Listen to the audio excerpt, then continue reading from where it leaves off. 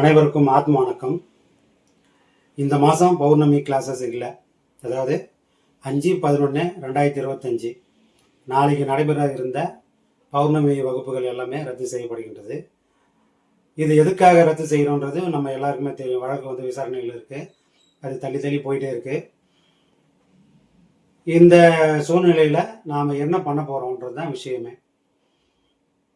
நம்மளுடைய ஆசிரமம் நலனுக்காக, ஆசிரமத்துடைய எதிர்கால நலனுக்காக, ஆசிரமத்தையே நம்பி வரவங்க ஆயிரக்கணக்கான மக்களுக்கும் ஒரு நல்ல வழி கிடைக்கணும், நியாயம் கிடைக்கணும், தர்மம் கிடைக்கணும் அப்படின்றதுக்காக போராடக்கூடிய நிலைமையில நாம் எல்லாரும் இப்போ இருக்கிறோம்.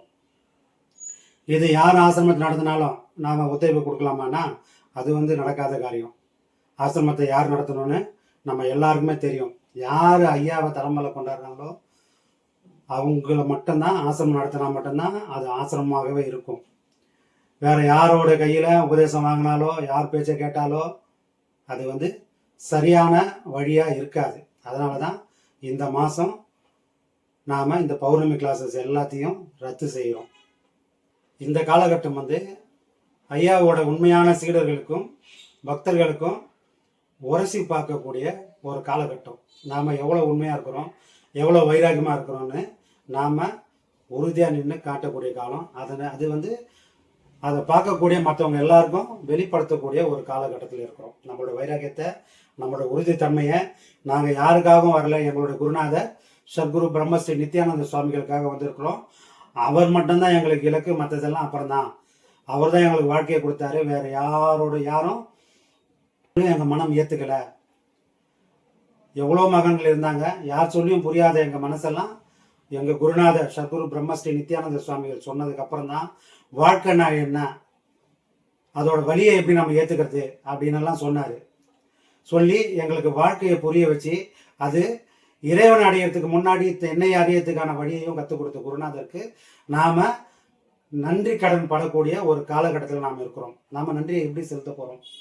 உதாரணமாக சொன்னோம்னா, ராமானுஜர் இருந்தார். அவருடைய குருநாதர்கிட்ட உபதேசம் வாங்குறதுக்காக எத்தனை தடவை போனார்னு நிறைய தடவை சொல்லியிருக்கோம். 16 முறைக்கு மேலே அவர் போய் வர்றாரு. ஆனாலும் அவரோட குருநாதர் உபதேசம் கொடுக்கல. ஏன்னா அந்த உபதேச கலைன்றது எவ்வளோ பெரிய கலை, அதை வாங்கக்கூடிய பக்குவம் நம்மளை நம்பி வரக்கூடிய சீடனுக்கு இருக்குதான்னு அவர் ஒவ்வொரு முறையும் ராமானுஜரை அவ்வளோ பெரிய மகனை திருப்பி அனுப்புகிறாரு. நீ போயிட்டு அப்புறம் வாப்பான்னு. இப்போது நமக்கும் கூட அப்படி ஒரு காலகட்டம் தான். இப்போ நம்மளை இந்த மாதம் வேணாப்பா, அடுத்த மாதம் வாங்கன்னு இப்போ ஐயா நம்மளையும் திருப்பி அனுப்புகிறாரு. எதுக்காக? இது வரைக்கும் யாருக்கும் கற்றுக் கொடுக்க முடியாத அந்த கலையை நமக்கெல்லாம் கொடுக்கறதுக்காக அவர் காத்துட்ருக்கார். அதுக்கு இந்த இடைவெளின்றது அவருக்கு தேவைப்படுது. இது இன்னைக்கு நம்மளை வேண்டாம்ப்பா, நீங்கள் வீட்டிலே இருங்க, வீட்டிலேயே பாடம் பண்ணுங்க, வீட்டிலே இருந்து நீங்கள் எல்லாத்தையும் பண்ணுங்க, உங்களுக்கான காலம் வரும்போது நான் எல்லாத்தையும் சொல்லி கொடுக்குறேன்னு ஐயாவும் ராமானுஜரை திரும்ப வர வச்ச மாதிரி உபதேசம் கொடுக்காம இன்னைக்கு நமக்கும் அப்படி ஒரு சோதனையை கொடுக்குறாரு. எதுக்காகனா நம்மளுடைய நன்மைக்காக, நம்மளை மாதிரியே நாளைக்கு வரக்கூடிய எதிர்காலத்துடைய எல்லா மக்களுக்கான நம்பிக்கைக்கு இந்த நாள் ஒரு அடித்தளமாக அமையும். அதுக்கு நாம் எல்லாரும் உறுதுணையாக ஒற்றுமையாக இருந்து நம்ம ஆசிரமத்தை காக்கக்கூடிய முயற்சியில் ஒன்றா நிற்க போகிறோம். ஒன்றா நிற்கிறோம், எப்போவுமே ஒன்றாவே இருப்போம். 3 காலத்துக்கும் நம்மளோட ஒற்றுமை எல்லாருக்குமே வெளிப்படுத்தக்கூடிய நிலைமையில் இருக்கிறோம். அதனால் இந்த பௌர்ணமி இல்லையே அப்படின்ற வேதனை யாருக்கும் வேண்டாம். பௌர்ணமிகளை போயின்னு இருக்கும். ஆனால் எல்லாத்தையும் விட முக்கியமானது நம்மளுடைய ஆசிரமம். அங்கே யார் இருக்கணும், யார் இருக்கக்கூடாதுன்னு நம்ம எல்லாருக்குமே தெரியும். அதுக்கான முயற்சியில் நம்ம போயிட்டுருக்கோம். இது ரொம்ப நாளைக்கு நீடிக்காது. அந்த உறுதியோட நாம் தொடர்ந்து பாடுபடுவோம். எல்லாரும் ஒன்று சேர்ந்து ஒரே நோக்கத்தோடு நாம் செயல்படுவோம். கண்டிப்பாக திரும்பவும் எல்லாரும் ஒன்று சேர்ந்து ஆசிரமத்தை சிறப்பாக நடத்தக்கூடிய நாள் விரைவிலேயே வரும்.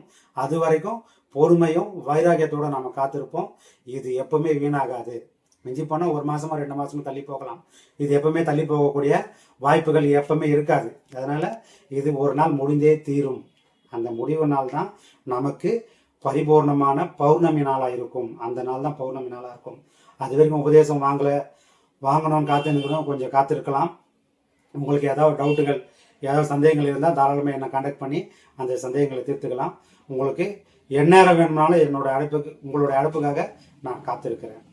நன்றி. ஆத்ம வணக்கம்.